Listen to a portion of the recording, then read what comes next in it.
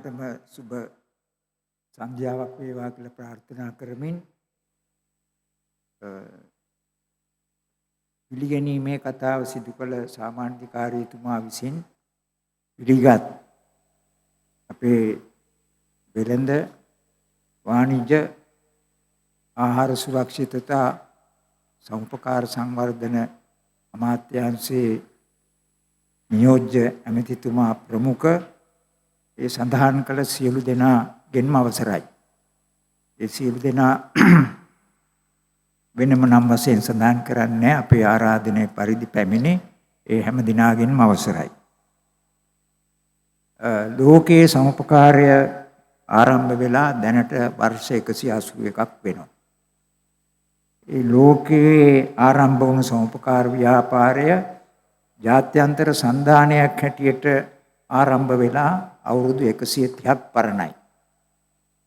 ඒ අවුරුදු 130 තුල ලබාගත් අත්දැකීම් පරිණතභාවයන් ඒ පරිශ්‍රණයන් නිසා සමුපකාර ප්‍රතිපත්ති නිරීක්ෂණය කරමින් සමුපකාරයේ පරමාර්ථ ළඟා කර ගැනීමට ලෝක ප්‍රජාව සමග බැඳී එම සන්ධානය කටයුතු කරන්නේ. එම සන්ධානයේ මේ වන විට සමිති වශයෙන් ලෝකයේ තුල මිලියන 3කට වඩා අධික සමිති සංඛ්‍යාවක් සමාජිකත්වයේ දරනවා. එක්සත් ජාතීන්ගේ සංවිධානයේ සමග ඊටත් පෙර ආරම්භ වෙච්ච ඒ සන්ධානයේ 1945 සිටම එක්සත් ජාතීන්ගේ සංවිධානයේ සමග බැඳී සිටින ජාත්‍යන්තර සංවිධානයක්. ඒ සංවිධානයේ විසින් තමන්ගේ සංවිධානයට වසර 100ක් සතවර්ෂයක් පිරෙන වෙලාවේ පවත්වන ලද සම්මේලනයේදී 1995 දී සම්මේලනයේදී ප්‍රතිපත්ති පිළිබඳව අනන්‍යතා ප්‍රකාශයක් නිකුත් කළේ. අනන්‍යතා ප්‍රකාශය අනුව සමුපකාරයේ නිර්වචනය කළ ප්‍රතිපත්ති හඳුන්වා දුන්න නිර්වචනය කරා. එහි නිර්වචනයේදී සමුපකාරයේ නිර්වචනය කළේ මෙන්න මෙහෙමයි.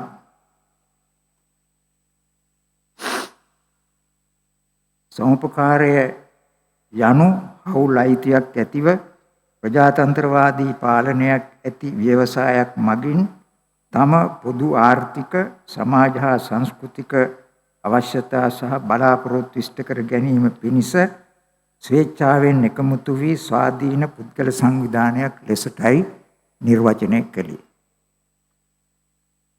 මෙරට සමුපකාරය ආරම්භ වන්නේ ඉංග්‍රීසීන්ගේ පාලන සමයේ.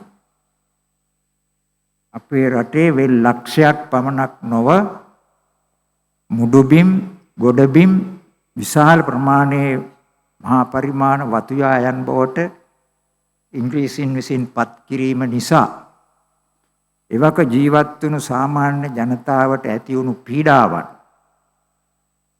පිළියමක් වශයෙන් විසඳීම සඳහා තමයි ලංකාවට සමුපකාරය ආරම්භ වන්නේ 1911 දී ණය දෙන සකසුරුවම් සමිති ආරම්භ කිරීමෙන්.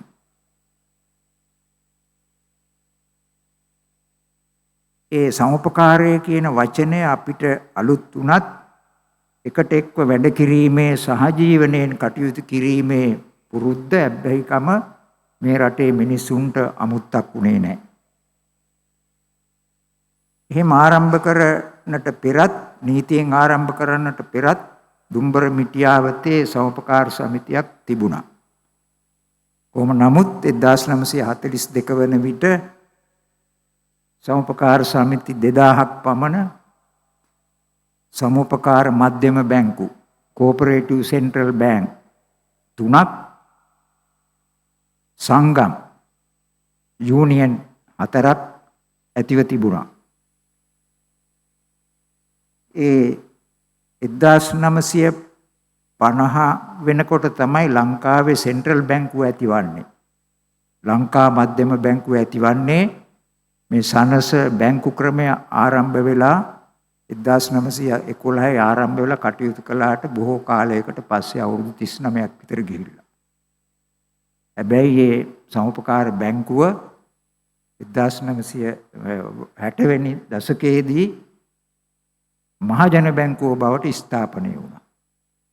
ඒක අද සමුපකාරයට අයිති බැංකුවක් නොවේ. රජයේ ප්‍රධාන වාණිජ බැංකුවක්. 1942 දී තමයි ලංකාවේ ජපනුන් විසින් ලංකාවට දෙවන මහා ලෝක යුද්ධයේදී බෝම්බ දැමීම සිදු වුණේ. ඒ වෙලාවේදී කොළඹ ඇතුළු රටේ ඒ වෙළඳාම සම්පූර්ණයෙන් අකර්මණ්‍ය වුණා. රටේ ජනතාවට ආහාර සැපීම ක්‍රියාත්මක වුණේ නැහැ.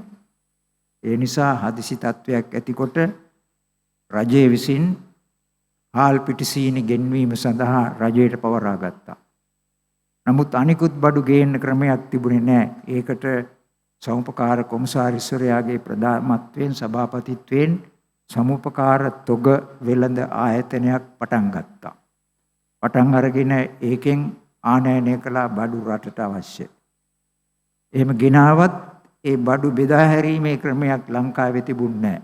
ජනතාව පීඩාවටපත් වෙලා තිබුණේ. ඒ වෙලාවේ අත්‍යවශ්‍ය කොමසාරිස් හැටියට ඔලිවර් ගුණතිලක මහත්මයා පත් කළා. එවක හිටපු අගමැති ඩී.එස්. සේනානායක මැතිතුමා විසින්. ඒ අත්‍යවශ්‍ය කොමසාරිස්තුමා එවක හිටපු සහෝපකාර කොමසාරිස්තුමා සමග කතා කරලා සහෝපකාර දෙපාර්තමේන්තුව වේගවත් වැඩපිළිවෙලක් ඇති කරා සමුපකාර කඩ සමිති පිහිටවන්නට. කඩ සමිති පිහිටවීමට 1911 පස්සේ 26 දී ඉඩකඩ ලබා දීලා තිබුණත් සමුපකාර සමිති මිත්සුන්සින් තරම් ආරම්භ කළේ නැහැ. වතුශේෂ්ත්‍රයේ විතරක් සමිති කිහිපයක් ආරම්භ වෙලා තිබුණා. මේ නිසා මේ කඩ සමිති භාණ්ඩ බෙදා හැරීම සඳහා අත්‍යවශ්‍ය වෙලා සමුපකාර කඩ සමිති ඇති කිරීමටම කොමසාරිස්තුමාගේ සම්පූර්ණ ශ්‍රමය දායකත්වයේ ලබා දුපු නිසා මේ සනස සමිති නැත්නම් බැංකු සමිති නොසලකා හැරියා. නොතකා හැරියා. එම නොතකා හැරීමෙන් ඒක ඈවර කිරීමේ යුගයට තමයිපත් උනේ. මේක මෙහෙම යනකොට ප්‍රධානත්වයේ තිබුණේ කඩ සමිති ක්‍රමයට. ඒ කඩ සමිති ක්‍රමය 1970 දී විවිධ සේවා සමුපකාර සමිති නමින් සංවිධානය කළා. ප්‍රතිසංවිධානයක් කළා. හැබැයි මේ ප්‍රතිසංවිධානය කළේ ඒ සමිතිවල මහා සභාවල කැමැත්ත ඇතිව නොවේ. නීතියෙන් පවරන ලද 1970 අංක 34 35 කියන පනත් සම්මත කරලා කොමසාරිස්වරයාට බලය ලබාගෙන බලහත්කාර කමින් ඒ සමිති මැතිවරණ කොට්ටාසයක තිබිච්ච ස්වාධීන සමිති කිහිපයක් එක සමිතියක් බවට ඒ කොට්ටාසේ ඒකාබද්ධ කළා.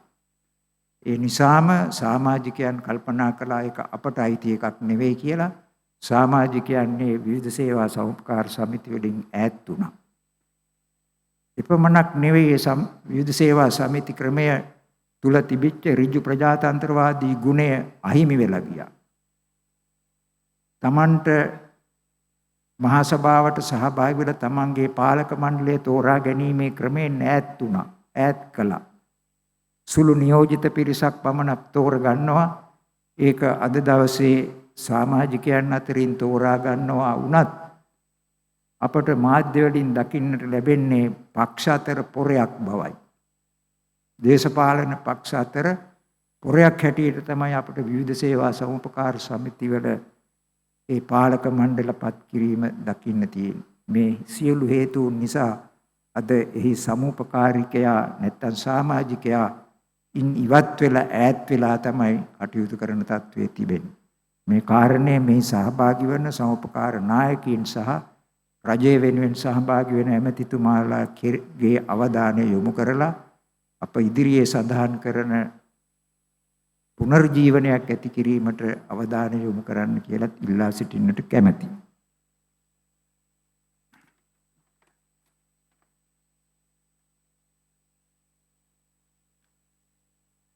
සමුපකාරය එදා රාජ්‍ය ලොකු පිළිගැනීමකට ලක් කළා. මා සිහිපත් කළොත් 1950 වන විට ඉතිහාසගත සම්මේලන 5ක් තියෙනවා සමුපකාර ව්‍යාපාරේ. 1914 19 29 32 සහ 1950 වර්ෂවල ඒ සෑම සම්මේලනයක්ම පැවැත්වුවේ එවක රටේ ප්‍රධානියාගේ නායකත්වයෙන් එනම් ආණ්ඩුකාරතුමාගේ සහභාගීත්වයෙන්. ඒ සම්මේලනවලට නියෝජිතයන් සමුපකාර නියෝජිතයන් සහභාගී කරගත්ත සමහර සම්මේලන එක දිනක් පැවැත්වුවා, සමහර සම්මේලන දෙදිනක් පැවැත්වුවා. සැසිවාර වශයෙන් මුල්ම සැසිය ආණ්ඩුකාරතුමාගේ සහභාගීත්වයෙන් පවත්වන සැසියයි. ආණ්ඩුකාරතුමා එනකොට එවක හිටපු නිලධාරී සීමිත සංඛ්‍යාවක් හිටියේ. ප්‍රධාන කාර්යභාරයේ තිබුණේ දිසාපතිවරුන්ට. දිසාපතිවරු සියල්ලෝම මේ සභා රැස්වීමට පැමිණෙනවා. මේ සම්මේලන ක්‍රියාත්මක කළේ එවක ප්‍රජාමූල සංවිධානයක් වන සමුපකාරය ගැන සුවිශේෂී ප්‍රාගුණ්‍යයක් ඇතිව සිටි සමුපකාර කොමසාරිස්වරුන්ගේ මඟ පෙන්වීමෙන් රජයේ වියදම් කළා. සම්මේලන පැවැත්වුවා. 1950 පවත්වන ලද සම්මේලනයේට ඉතිහාසයේ සටහන් වෙනවා 6000ක් පමණ නියෝජිතයන් සහභාගී වුණු බව. කොළඹ ටර්ෆ් ක්ලබ් එකේ පිට්ටනියේ සකස් කරන ලද ආවරණ සහිත ශාලා හදලා මේ දෙදින සම්මේලනයක් පවත්වලා තියෙනවා. 6000ක්. එතකොට 6000ට අමතරව දිසාපතිවරු. ඒකට ඒකට සහභාගී වුණු සෝල්බරි සාමි ආණ්ඩුකාරතුමත් එවක අගමැති ඩී.එස්. සේනානායක මැතිතුමත් සමුපකාර ඇමති ඒ රත්නායක මැතිඳුනුත් ඒ සම්මේලනයට සහභාගී වෙලා තියෙනවා. මේකේ තවත් විශේෂයක් තියෙනවා. මේ සම්මේලනයට සහභාගී වුණාම රටේ ප්‍රධානියා සෝල්බරි සාමිතුමා පමණක් නෙවෙයි සෑම සම්මේලනයකම ඒ ආණ්ඩුකාරවරුන් කතා කරන්නේ සමුපකාරයේ අගය ඉස්මතු කළා. වටිනාකම ඉස්මතු කළා. සමුපකාරයේ පාසලක් හැටියට පෙන්වලා දීලා රටේ සමාජයට. ඒ කතාව එවක තියුණු ජනමාධ්‍යයක් තියුණේ පත්තර විතරයි වගේ. පත්තර වල මුළු කතාවම ප්‍රසිද්ධ කරනවා. ඒ කතාව ප්‍රසිද්ධ කිරීම නිසාම සමුපකාරයේ රට තුල ව්‍යාප්ත වුණා. සමුපකාරයේ සංවර්ධනය වුණා. ජනතාව ඒක වැළඳගත්තා. රටේ නායකයා සමුපකාරය අගය කරන නිසා. අවසන් සම්මේලනයේට පැමිණි ඒ සෝල්බරි සාමිතුමා ලැන්කෂයර් කෝරළේ ඉපදිච්ච කෙනෙක්. එතුමා ඒ බව මතක් කරලා සඳහන් කළා මගේ රටේ තමයි සමුපකාරී ඉපදුනේ. නමුත් එහේ ජනතාවත් මෙහි ජනතාවත් අනුව බලන කල ප්‍රතිශතයක් වශයෙන් ගන්න කල මගේ රටට වඩා මේ රටේ සමුපකාරය උසස් දියුණුවක් ලබාගෙන තියෙනවා. ඒ වගේ අගය කරමින් කතා පැවැත්වීම තුළ සමුපකාරී වටිනාකම රට පුරා පැතිරී ගියා. අපට අද ඒ වගේ දේවල් දකින්න වෙන්නේ නැහැ. සමුපකාරයේ තියෙන අත්හැරපු එකක් හැටියටයි. ලෝම පිළිගත් මේ දෙපස්සේ සඳහන් වන සාර ධර්ම 10ක් යොදා ගැනීමට මඟ පෙන්වන ප්‍රතිපත්ති 7ක් එක්ක තමයි අප කටයුතු කරන්නේ. ලෝකයේම පිළිගත් සාධාරණ සාර ධර්ම සහ ආචාර ධර්ම.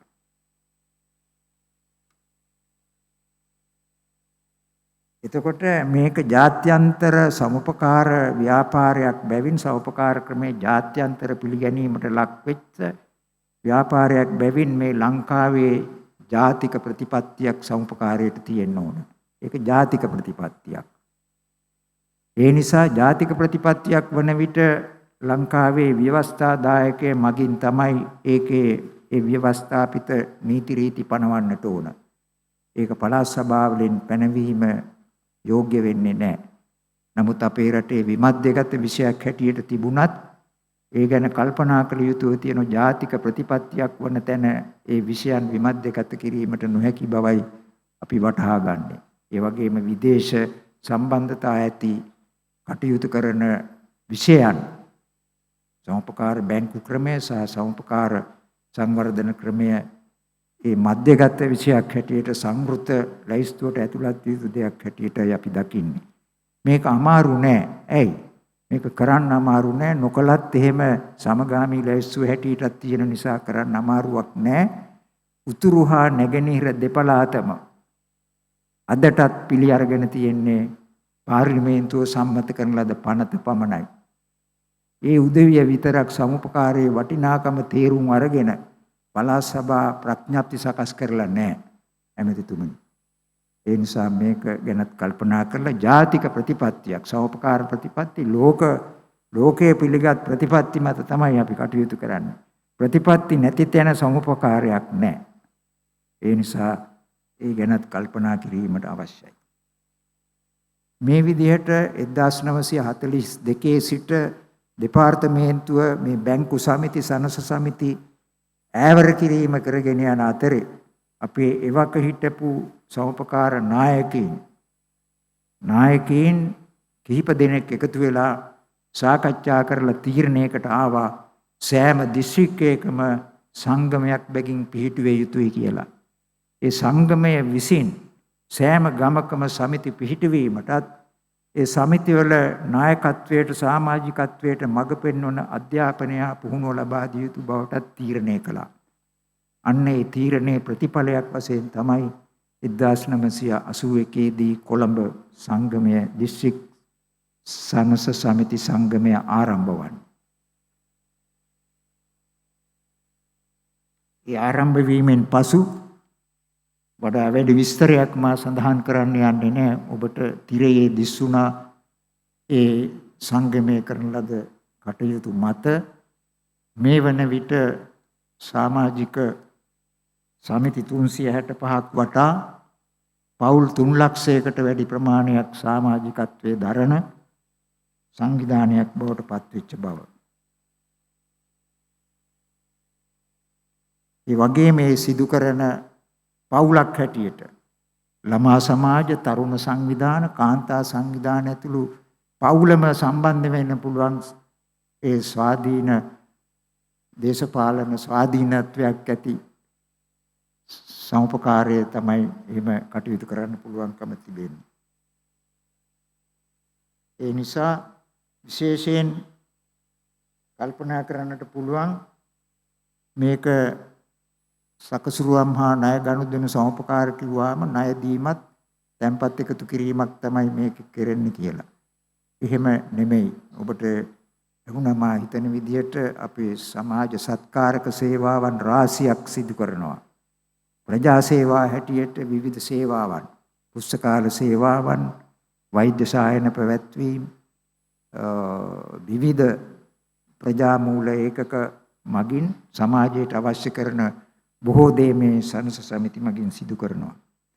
ඒ නිසා අපි කොළඹ දිස්ත්‍රික්කය ලංකාවේ ප්‍රධාන දිස්ත්‍රික්කයක් හැටියට අගනුවර පවතින දිස්ත්‍රික්කයක් හැටියට ආඩම්බර විය හැකි මට්ටමට සංගමය අපේ සමිති 365ක් ශක්තිමත් සංවිධාන බවට පත් කිරීමේ වෑයමක අපි නිරත වෙන්නේ. සැලකිය යුතු ප්‍රමාණයක් අපි දියුණු කරලා ඒ ගමට පිරිමැහෙන සේවාවක් කරන්නට පුළුවන් තත්වයට පත් කිරීම තමයි අපගේ ප්‍රතිපත්තිය වන්නේ. අපි මූල්‍ය කටයුතු පැත්තෙන් ගත්තොත් මේ වන විට බිලියන 5ක් ඉක්මවා අපි වත්කම් ගොඩනගාගෙන තිබෙනවා. ඒ සංගමය පමණක්. නමුත් මේ ව්‍යාපාරයේ තීරණය කොට සංගමය පමණක් සලකා බලලා හරියන්නේ නැහැ. සමිති 365ම වත්කම් ගණනය කරලා බැලුවොත් අපට හිතා ගැනීමට නොහැකි බැංකු ශාස්ත්‍රයේ ඇති විශාලතම බැංකුවක් හැටියට සලකන්නට පුළුවන්. අපි ඒකාබද්ධ සංවිධානයක් නෙවෙයි, වෙන්වෙන්ව තිබෙන ලියාපදිංචි කරපු සංවිධානවල එකතුව ගත්තොත් සංගමය ආරම්භ කර දවසේ සිට බිලියන 17ක් සමිති හරහා ණය දීලා තියෙනවා. සමිති විසින් ගමේ තැන්පත් ඒක රාශී කරලා 2024 වර්ෂය තුල පමණක් බිලියන 12කට වැඩි ප්‍රමාණයක් ණය දීලා තියෙනවා.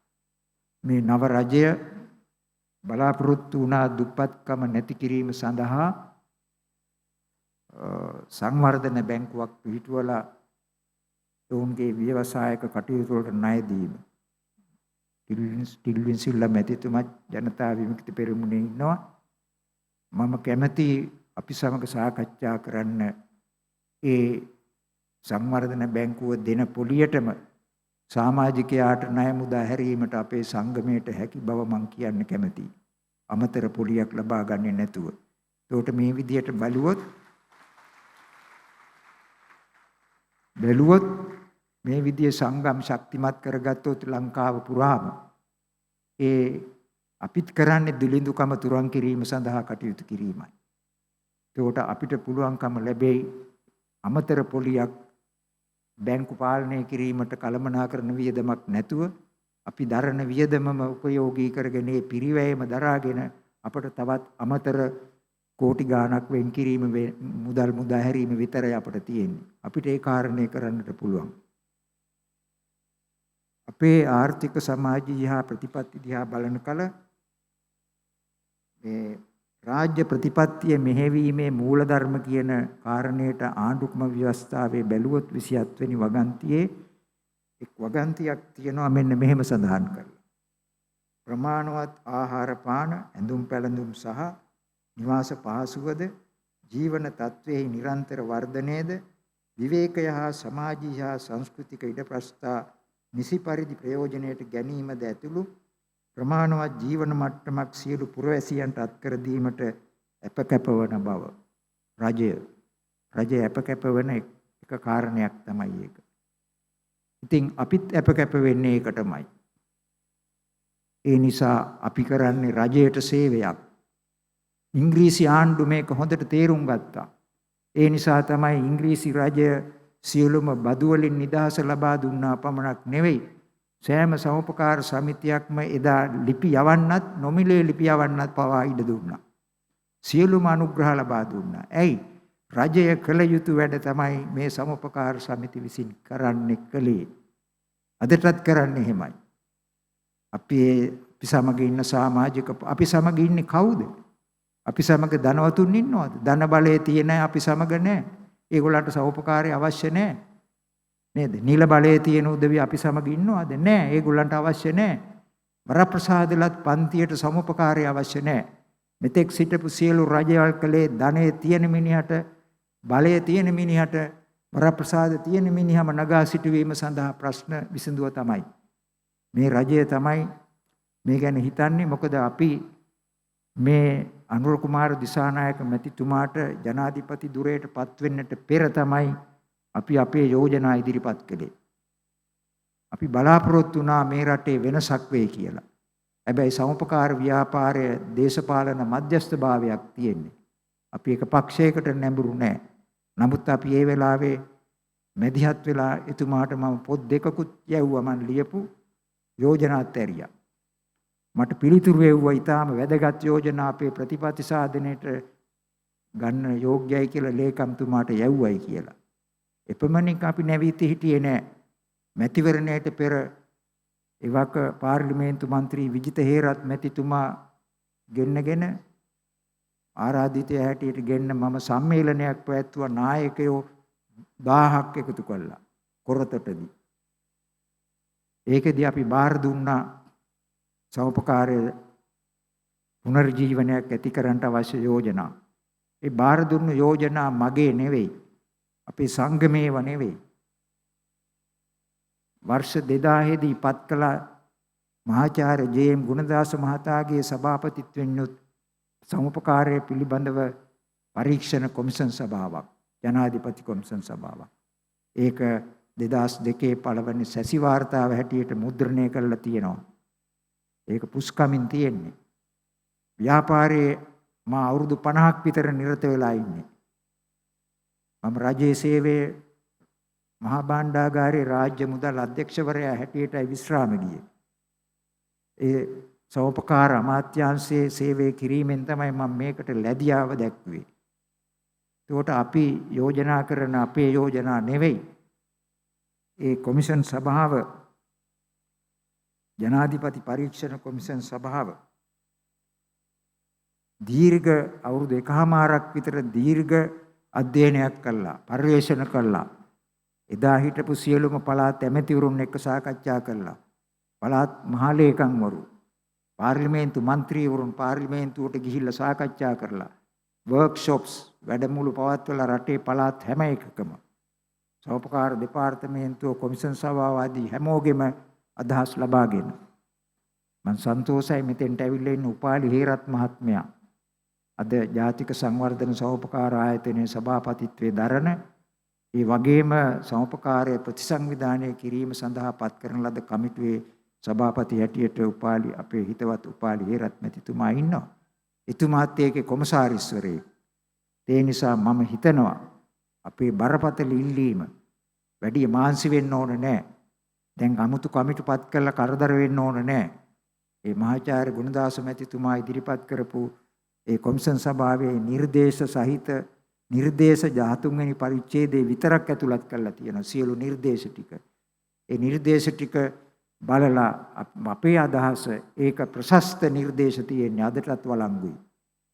පරණ වුණාට. අන්න ඒ ටික අධ්‍යයනය කරලා ඒ ටික ස්ථාපනය කරන්නට රජයෙන් බලාපොරොත්තු වෙන සල්ලි නෙවෙයි. පරිසරය. දැන් දේශපාලනය ඇති කරන්නට එපා සෞපකාර වලට. පක්ෂ දේශපාලනයෙන් තොර කර ගන්නට ඕන. ජනතාවට සහජීවනයෙන් යුතුව කටයුතු කරන්න පුළුවන් කිසිදු ભેදයක් නැතුව කටයුතු කරන්න පුළුවන් එකම ස්ථානය මෙතනයි. ඒක සංවර්ධනය කරන එක රජයේ යුතුයකමක්. පොහොසත් රටක් ලස්සන ජීවිතයක් ගත කරන්නට නම් දිලිඳුකම තියාගෙන බෑ. දිලිඳුකම නැති කිරීමට සමුපකාරයෙන් මිස වෙන කිසිම උපාය මාර්ගයකින් කටයුතු කරන්නට බෑ. දිලිඳු තැනැත්තාගේ සාමූහික බලය හැරෙන්නට වෙන උදවිය ඒක නැති කරලා දෙන්න කල්පනා කරන්නේ. ඒ බලයටපත් වුණාට පස්සේ ධනය යහමින් ලැබුණාට පස්සේ වරප්‍රසාද ලැබුණාට පස්සේ දිලිඳු උදවිය ගැන මතක් වෙනවා කියන එක හීනයක් විතරයි. ඒ ජන බලවේගයේ රජය එසේ නොවේ කියලා අපි බරපතල විශ්වාසයක ඉන්නේ. එහෙත් අපේ අපේක්ෂාවන් ඉටු උනේ නැත්තම් ඒ ඔබට පොහොසත් රටක් දකින්නට හම්බ වෙන්නේ නැහැ දුප්පත්කම තියෙන තැන. ඉතින් අපි ගන්නා මේ වෑයමට නව රජයේ ආශිර්වාදයේ විතරක් මදි. නව රජයට කරන්න තියෙන ඉතා සුළු දෙයක්. ඒකට අවශ්‍ය පරිසරය වෙනස් යුතු තැනක් තියෙනවා නම් නීතිමය වෙනස්කම්. එක ප්‍රතිපත්තියක්, එක ව්‍යවස්ථාදායක සභාවෙන් සම්මත කරන නීතියක් ඕනේ. දැන් මේ දවස්වල කතා කරන්නේ අක්‍රමිකතා ඇති වෙච්ච සමිති කීපයක් ගැන පමණයි.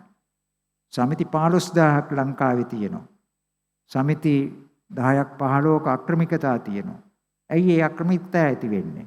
අක්‍රමිකතා ඇති වෙන්නේ සෞපකාර රෙජිස්ට්‍රාරයාට පැවරී තිබෙන බලතල නිසි විදියට ක්‍රියාත්මක කරන්නේ නැහැ. ඒ නිසි විදියට ක්‍රියාත්මක කරනවද නැද්ද කියලා බලන්න ලේකම්වරයෙක් නැහැ. ප්‍රධාන ගණන් දීමේ නිලධාරියෙක් ඒව කරන්නේ නැහැ. සෞපකාර නීතියේ තියෙනවා හරිනම් මේ වෙනකොට 2024 අවුරුද්දේ සියලුම විගණනයන් ඉවර වෙලා තියෙන්න ඕන නීතියේ හැටියට. එහෙම වෙලා නැහැ. ගිණුම් වාර්තා එවන්නේ නැති නිසා විගණනය කරන්න බෑ කියලා කියන්න බෑ. ගිණුම් වාර්තා එවන්නේ නැත්නම් නීතියේ රීතිමාලාවේ පවරලා තියෙනවා. Taman කැමති ඕනෑම කෙනෙක් යොදවලා ඒ වාර්තා හදා ගන්නට ඕන. එයාට ගාස්තු ගෙවන එක සමුපකාර සමිතියේ අරමුදලින් ගෙවන්නට බලය පවරලා තියෙනවා. ඒවා නීති පොතේ විතරයි තියෙන්නේ. මම දන්න ඉතිහාසයේවත් එවැනි ගණන් හදා ගැනීමක් ඒ බලය පාවිච්චි කරලා නැහැ ලංකාවේ. මේ මෑත යුගයේ අවුරුදු 50ක වගේ කාලය තුල. එතකොට ඒ නීතියෙන් පවරපු බලය හරියට ක්‍රියාත්මක නොකිරීමේ වරද මිස නීතියේ අඩුපාඩුවක් නැහැ. ප්‍රබල නීතියක් තියෙන්නේ. එහෙත් දෙපාර්තමේන්තු නිලධාරීන්ගෙන් විමසනකොට ඇමතිතුමා ඒගොල්ලන් කියන්නේ නැහැ. ඒගොල්ලන්ගේ වැරදි. ඒකට අපි ගෙන්නන්න ඕන. ව්‍යාපාරයේ නිරත අපි තමයි සමිති පිහිටුවන්නේ. අපි තමයි සමිති ක්‍රියාත්මක කරවන්නේ. අපි තමයි ඒකේ කළමනාකරණ කටයුතු කරන්නේ. ඒකේ අඩුපාඩු දකින්නේ අපි. රජයේ නිලධාරියා දකින්නේ නැහැ. එයාට අයිති විගණනය කිරීමවත් කලට වේලාවට කරන්නේ නැත්තම් එයාට නියම කරලා තියෙන ඕනෑම වෙලාවක Taman කැමති නම් පොත් පිළිබඳ පරීක්ෂණයක් කරන්නට මුදල් සංයුතිය පිළිබඳව ව්‍යාපාරය පිළිබඳව සමිතිය පිළිබඳව පරීක්ෂාවක් කරන්නට විභාගයක් කරන්නට බලය 47 වෙනි වගන්තියෙන් පවරලා තියෙනවා. ඒවා සිදු වෙලා තියෙනවද? කීයක් සිදු වුණාද වර්ෂය තුල? පුදුමයට කාරණේ ඔබතුමාලා පුදුම වෙයි. අද නොසලකා හැරපු ව්‍යාපාරයේ සමුපකාරයේ අතහැරලා තියෙන්නේ. ඇයි මං එහෙම කියන්නේ? සමුපකාරයේ තොරතුරු සංඛ්‍යාලේඛන දත්ත ඔබට බලන්න තියෙනවද? මහ බැංකු වාර්තාවේ ඇතුළත්ව තියෙනවද? එහෙම ඇතුළත් වෙන්නේ නැහැ. ඇයි? 2015 සංඛ්‍යාන ප්‍රකාශය නිකුත් කළාට පසු මේ වෙනතුරු කිසිම තොරතුරක් සමෝපකාර දෙපාර්තමේන්තුවේ නැහැ. ඉතින් කොහොමද සැලසුම් හදන්නේ? සමිති 15000ක කොමසාරිස්වරු 10 දෙනෙක් ඉන්නෝ ලංකාවේ. කොමිෂන් සේවක කොමිෂන් සභා 10ක් තියෙන කොමිෂන් සභා. මොකද්ද වෙච්ච වෙනස? තනි කොමසාරිස්වරයෙක් හිටිද්දි කරපු දේවලුත් 10 දෙනෙක් ආවට පස්සේ සමිතිය 6000කට වැඩිය අකර්මණ්‍යයි. ඉතින් මේවා රජයට කවුද කියන්න ඕන වෙන්නේ? රජය අහන්නේ සාමාන්‍යයෙන් රජයේ නිලධාරීන් ගෙන්නලා තමයි සාකච්ඡාව පවත්වන්නේ. අපි දකින්නේ එහෙම. නමුත් මේක ප්‍රජාමූල සංවිධානයක් ලංකාවේ තියෙන එකම එක මේක. මුළු රටම වැළඳගෙන තියෙන අපේ සනස සමිතිය. සනස බැංකු ක්‍රමේ රටම වැළඳගෙන තියෙන. විවිධ සේවා සමුපකාර ක්‍රමේ එහෙම නැත්නම් පාරිභෝගික සේවාව රටම වැළඳගෙන තියෙනවා. මුළු භූමියම වැළඳගෙන තියෙනවා. ඒ විවිධ සේවා සමිති ප්‍රතිසංවිධානයකට අවශ්‍යයි දේශපාලන පක්ෂ දේශපාලනයෙන් අයින් කරලා සමාජිකයා ඉලක්ක කරගත්තු වැඩසටහනක් කරන්න පුළුවන් තත්වයට ගේන්න අවශ්‍යයි. ඉතින් මෙන්න මේ විදිහට කල්පනා කරන්නට අපේ සහභාගී වුණ ඇමතිතුමාගෙන් තමයි මට ඉල්ලන්න තියෙන්නේ. රජය වෙනුවෙන් ඒ වගේම ජනතා විමුක්ති පෙරමුණේ ප්‍රධාන ලේකම්තුමාගෙනුත් අපි ඉල්ලන්න ඕනේ. එතුමා අපි විශ්වාස තබනවා අපේ දිස්ත්‍රික්කයේමයි පදිංචි වෙන්නේ. අපේ සමිති වලට සිතාම සමීප බවක් තියෙනවා. මේක රට වෙනුවෙන් අපි ඉල්ලන්නේ මේ ඉල්ලීම. අපිට සමුපකාරය වෙනුවෙන් අපි මේ ඉල්ලීම කරන්නේ මේ රටේ දිලිඳු ජනතාවගේ නගා සිටීම සඳහා මිස වෙනත් අපට නැගී සිටීම සඳහා නෙවෙයි. අපි සියලු දෙනාම නායකයෝ කටයුතු කරන්නේ ස්වේච්ඡාවෙන්. මා අවුරුදු 43ක් මේ කටයුත්ත කරද්දී මම නිරාමිස ප්‍රීතිය සඳහා තමයි මේ සියල්ල කරන්නේ. අපේ පුරවැසියන් දිලිඳු අය වුන් සමග අපි ජීවත් වань. උන්ගේ අමාරුකම් අපිට පේනවා. අපේ සාමූහික එකතු වීම තුල තමයි මේවා විසඳගන්න පුළුවන් කියලා අපිට විශ්වාසයක් තියෙනවා. ඒ තුල තමයි අපි ගොනු වෙලා තියෙන්නේ. අපට අවශ්‍ය වෙලා තියෙන්නේ ආණ්ඩුවේ සල්ලි නෙවෙයි. අපට අවශ්‍ය වෙලා තියෙන්නේ ආණ්ඩුව මේකේ වැදගත්කම වැටහි මේකේ තියෙන බරපතලකම. මේක නිදාගෙන ඉන්න යෝධයෙක් අලියෙක් වගේ. අලියා නැගිට්ටාම තමයි තේරෙන්නේ. දැන් මෙවැනි සම්මේලන මා සඳහන් කර සම්මේලන පවත්වනවද? පවත්වන්නේ රටේ සමෝපකාරය ගැන මොකද්ද කියන ප්‍රචාරය මොනවද ගණන් හිලව් යන්නේ? කොච්චර ණය දීලා තියනවද? නෑ. ඉතින් මේවා මං කියන්නේ මේ රජය අඳුනාගෙන තියෙන සෑම රජයේ කාර්යාල අකාර්යක්ෂමයි කියලා. දේශපාලන වේදිකාවල අපි ඇහුවා. අපිට දැනටත් තේරෙනවා මේ අකාර්යක්ෂම බව පැහැදිලිව පිළිබිඹ වෙනවා. සමහර උදවිය බන්ධනාගාරගත වෙලා ඉන්නේ පොඩිපටු මිනිස්සු නෙවෙයි. ඒකෙන් තේරෙනවා රජයට මේක උවමනාවක් තියනවා කියලා. ඒ නිසා අපි කැමැති මං හුඟක් වෙලා කතා කරන්නේ නැහැ. අපිව සම්බන්ධ කරගන්න. අපි රට හදා ගැනීමට අපි අපේ කිසිම පඩිනඩියක් ඉල්ලන්නේ නැහැ. අපිව සම්බන්ධ කරගෙන අපෙන් උපදෙස් ලබා ගත්තොත් හොඳයි. මඟ පෙන්වීමක් ගත්තොත් අපි කැමැති අපේ අත්දැකීම් ලබා දෙන්නට. අපට ඒවට පඩිනඩි දීමනාරව අවශ්‍ය නැහැ. මමත් විශ්‍රාම වේටුපක් ගන්න කෙනෙක්. විශ්‍රාම වේටුප ගන්නවා කාලය තුල මා හිතන්නේ ආණ්ඩුව මං බලා ගන්න. ඉතින් මම සේවයක් නැතුව පඩි ගන්න එක වැරදි. ඒ වෙනුවට මම දැන් මේ සේවයක් කරනවා. මම ණය ගැති නැත්තම් රටට අපේ නායකයෝ හැමෝම මේ වගේ. තමන් ණය බේරීම සඳහා සමාජයට සේවය කරන්න. ඒ නිසා මම ඉල්ලා සිටින්නේ මේ මහාචාර්ය ගුණදාස මැතිතුමාගේ කොමිෂන් සභාවේ නිර්දේශ පිළිබඳව පත් කරන ලද කමිටුව විශේෂ සැලකිල්ලක් දක්වලා ඒ ටික ගැන බලලා ඒවා නිර්දේශ කිරීම ක්‍රියාත්මක කළොත් මේ රට සුඛිත මුදිත කරන්නට පුළුවන්, පොහොසත් රටක් කරන්නට පුළුවන්, ලස්සන රටක් කරන්න පුළුවන් කියලා සඳහන් කරමින් මගේ කතාවට සවන් දුන් සියලු දෙනාටම යහපතක්ම වේවා, රටටත් යහපතක්ම වේවා කියලා ප්‍රකාශ කරමින් මම නතර වෙනවා.